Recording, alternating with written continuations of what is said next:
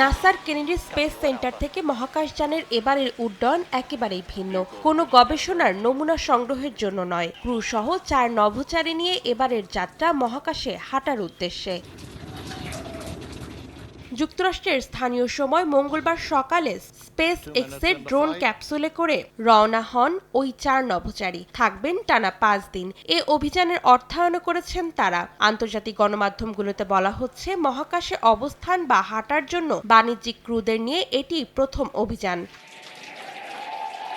Space x বলছে, Polaris ডন নামের এই অভিযান স্পেস ফ্লাইট পরিচালনার ভবিষ্যৎ অগ্রগতির একটি নমুনা। বিশ্লেষকদের ধারণা, ভবিষ্যতে বাণিজ্যিকভাবে মহাকাশ ভ্রমণে এ অভিযান গুরুত্বপূর্ণ ভূমিকা রাখবে। অভিযানে অংশ নেয়া মার্কিন ধনকুবের জ্যারেড আইজ্যাকম্যানের দ্বিতীয় মহাকাশ মিশন এটি। তার সঙ্গে আরও আছেন সামরিক যুদ্ধ উড়োজাহাজের অবসরপ্রাপ্ত পাইলট ও স্পেস এক্সের 2 ক্রু।